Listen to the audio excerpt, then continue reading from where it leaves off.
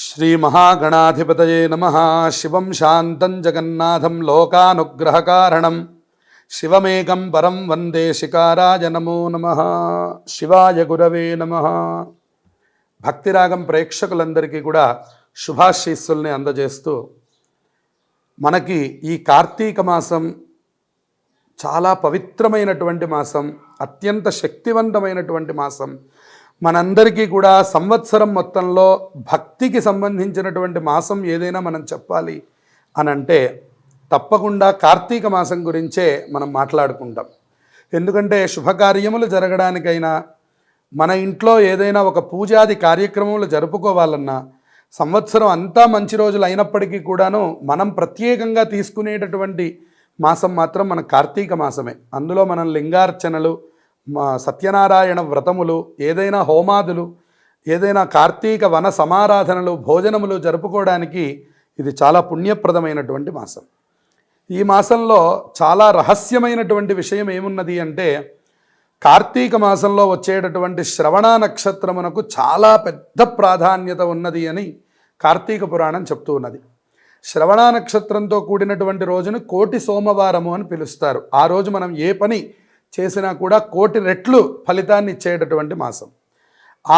ఆ యొక్క రోజు మనకి 9వ తారీఖు శనివారం రోజున శ్రవణ నక్షత్రంతో ఏర్పడుతూ ఉన్నది. ఆ రోజున ఎవరైతే తెల్లవారుజామునే లేవడం, చక్కటి స్నానములను ఆచరించడం, అలాగే మీరు ఆ ఒక్కరోజు స్నానం చేసినప్పటికీ కూడాను కార్తీక మాసం అంతా చేయలేకపోయినా కనీసం శనివారం రోజున ఒక చక్కటి స్నానం చేయడం. ఇప్పుడు చాలామంది అనుకుంటాం మనకి నదులకు వెళ్ళడానికి అవకాశం లేదు, కార్తీక స్నానంలో మనకి నదీ స్నానము, బావి స్నానము, ఏదైనా చెరువు లాంటి చోట స్నానములు చేయడానికి ఎక్కువ ప్రాధాన్యతలను ఇస్తారు.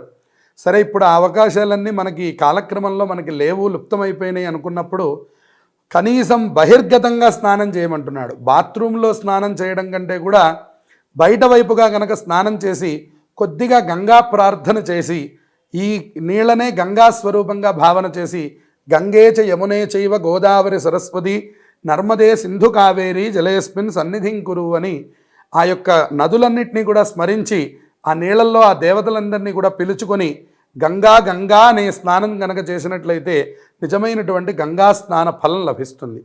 ఇక ఆ తర్వాత ఏదైనా దానం చేసినా కూడా కోటి రెట్లు ఫలితం వస్తుందని చెప్తున్నారు.